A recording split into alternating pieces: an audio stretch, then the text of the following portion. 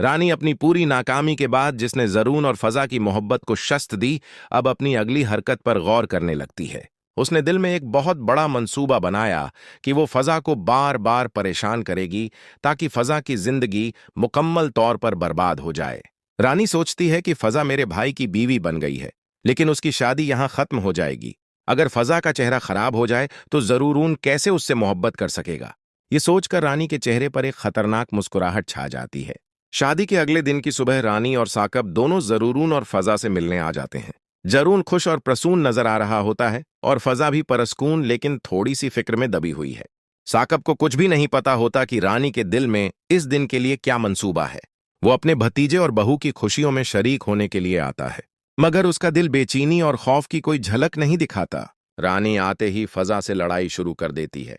वह जोर जोर से चीखती है, धमकियां देती है और फजा के कंगन उतारने की कोशिश करने लगती है।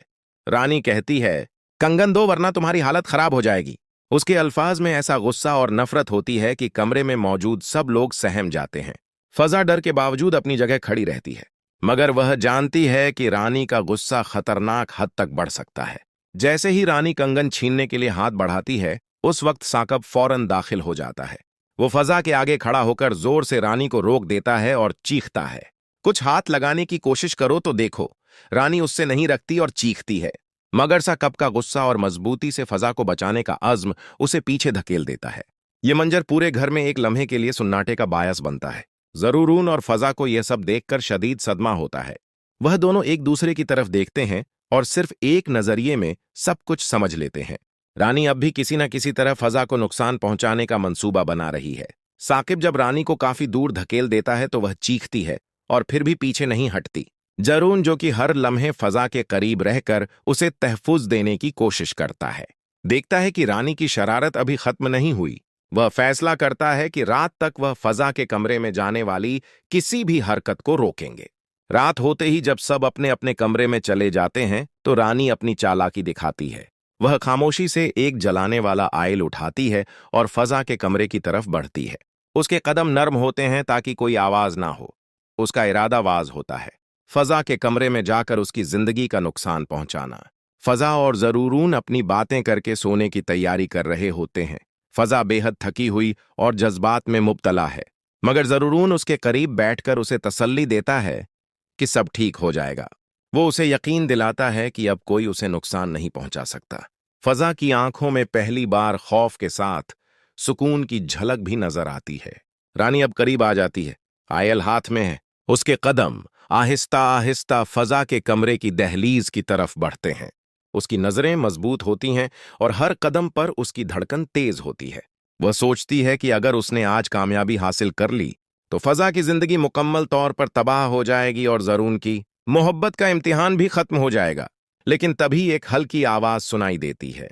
यह जरूर की आवाज होती है जो फजा के कमरे के करीब पहुंच जाता है। वह चीखता है, रानी रख जाओ।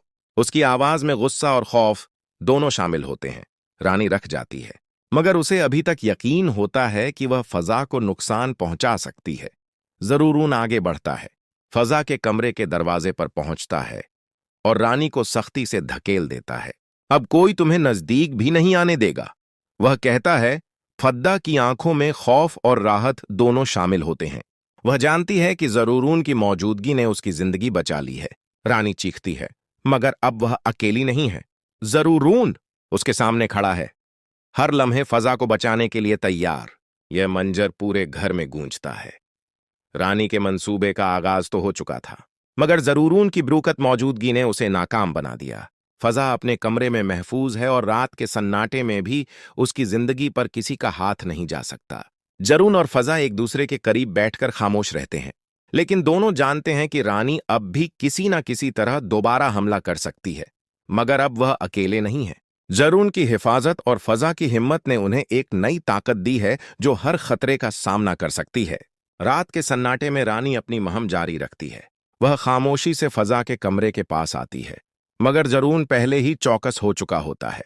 जरूरून ने फजा के कमरे की तमाम खिड़कियां और दरवाजे चेक कर रखे थे।